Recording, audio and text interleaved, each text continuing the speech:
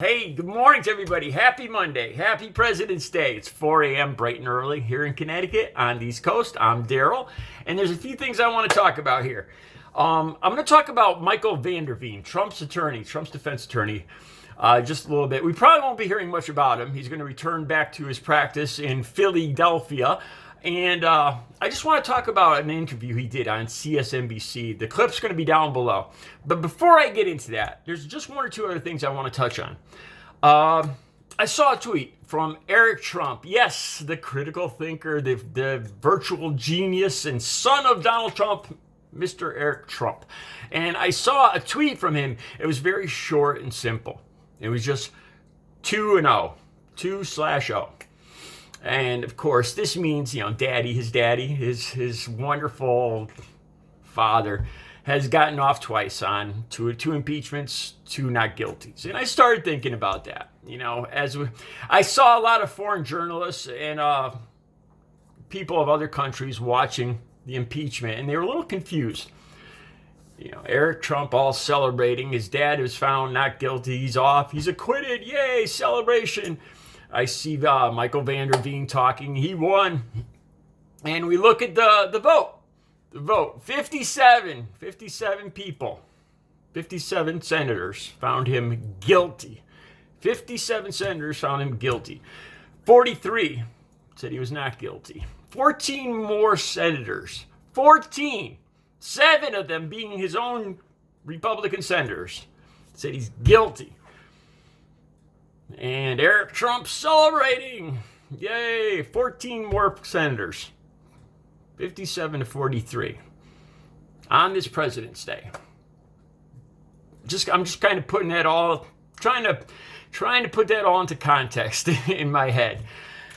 Just thinking about that. All right, another thing I want to talk about was the weather. As you guys have seen from my videos here, it's pretty cold and it gets pretty damn cold and gray and snowy here up in New England this time of year. But Texas, they're not used to that. So I just saw recently Senator Ted Cruz, begging FEMA for help, for emergency disaster assistance help. And I was looking at that, and something didn't seem right about that. I started thinking back. First thing I thought of wasn't it just a couple weeks ago that Senator Cruz and other Texans were talking about seceding from the Union, becoming their own country? It was just a couple weeks ago, wasn't it? They were sick of the government. They were sick of government interference. They didn't want to pay taxes anymore. They wanted their own country. Just a couple weeks ago. 14, 60, 18 days, not many, just a few days ago. And now, Senator Cruz is begging FEMA, emergency disaster assistance, we need your help, we need your money. A couple inches of snow and some ice. You're up here, if it's less than a foot, we don't really sweat it. Honestly, if it's less than 8 inches to a foot, if it's more than 8 inches to a foot, then we take it a little more seriously. Less than 8 or 10 inches, it's just another day. But anyway, and then I started thinking about that some more. We had a big hurricane here, Hurricane Sandy, especially in the New York area, the tri-state area. It just leveled parts of the boroughs. And I remember Senator Cruz voting no assistance, no emergency disaster assistance. There were blocks that were leveled. I remember during that hurricane, there were natural gas fires. They just burned blocks and blocks of houses down to the foundations.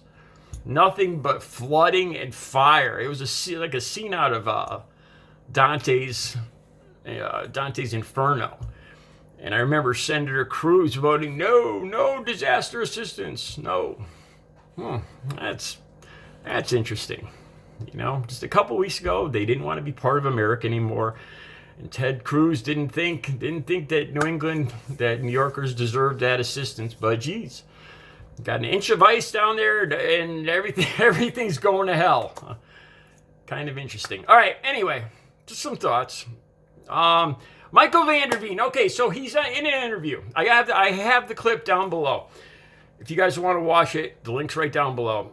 He's on an interview on CNBC with Lana Zinn, female desk anchor, and he seems very, he seems like his panties are in a bunch, really.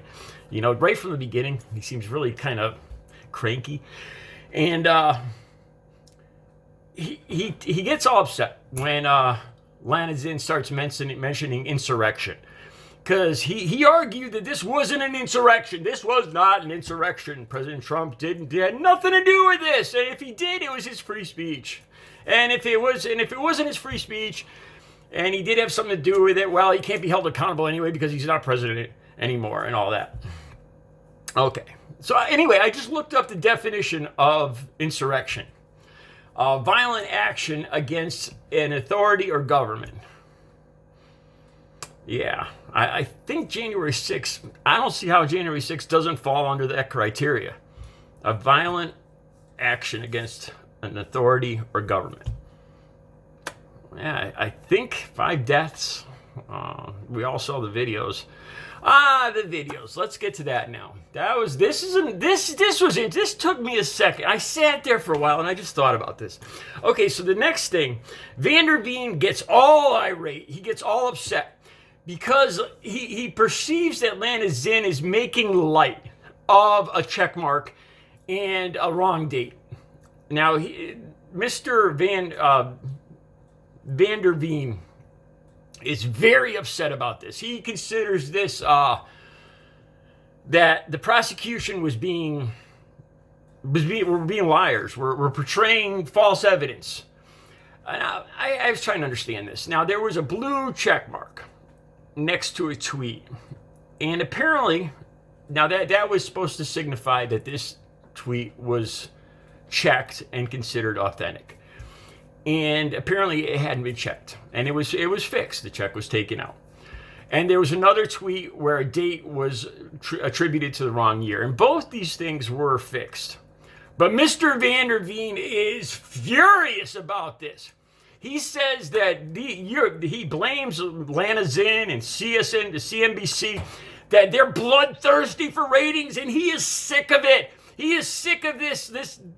He says it's sunny on one channel and it's raining on the other channel. I'm just sick of this fake news and you guys selling this stuff, these untruths to the American people. How dare you say that this was just a small thing? It was a blue check mark and a wrong date.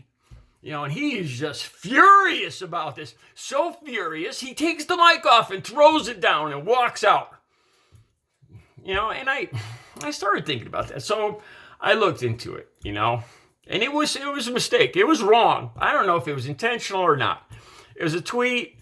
It was said it was checked, and it wasn't. I don't know if it was true or not. The date was wrong. It was a year off. Okay, mistakes are made. All right. There was one other thing, too. I don't know if he mentioned this, but how Trump threw in those 2 words, peacefully and patriotically. Remember that? I did a video on that. How after 6 months of firing up his base, telling them that they were being ripped off, man. They were not being counted. They were being screwed over. Their America was being stolen from them. Their kids would end up in jails, and oh my God, you know, after 6 months of saying this, he threw in those 2 words, peacefully and patriotically. We'll march down there peacefully and patriotically, and that made all the difference. So you know, and Van der Veen was very upset that those 2 words weren't included in some of these video clips. He says that these news companies they're bloodthirsty for ratings. Okay, so after I watched the clip, I just kind of sat there for a while, and I thought about this. I thought about his client, the person he's defending, Donald Trump. How his client fed this story of 6 million, 8 million votes being fake. That's basically was Trump's story, right? That he won. So he was basically saying 6 million, 8 million votes didn't even exist. This is the guy Van der Veen is defending. And Fox News One America, Newsmax, 3 big news companies all followed suit. To this day, they're still saying this. They're still saying, that there's still, the evidence will come out. It's going to take a while. Right? Probably the biggest lie, the biggest false narrative in American history. I think it is the biggest false narrative ever in American history. And I started to think about that, and Van der Veen getting all upset, all self-righteous because there was a blue check mark and a date was wrong. And these bloodthirsty news agencies just out for ratings. How Newsmax and One America and Fox News, every day they're on there telling the American people that about news, about machines and algorithms and the pillow guy and all that. Feeding that to the American public. And this is the guy he's defending. Van der Veen is defending all this. But he's had it when it comes to one blue check mark in the wrong place and a wrong date. Oh my God. The news companies are bloodthirsty. Something seemed off there, and then he takes his mic off and throws it down and walks out. Going back to Philadelphia. I'm going back to Philadelphia. Kind of interesting. I don't know. I don't know. And he won. He won 57-43. He won the 43 votes. He won. I'm really starting to wonder about all of this on President's Day. All right, just some stuff. I don't want to say just some thoughts because I don't want to steal Bo's tagline. All right, you guys have a good Monday. Have a good President's Day.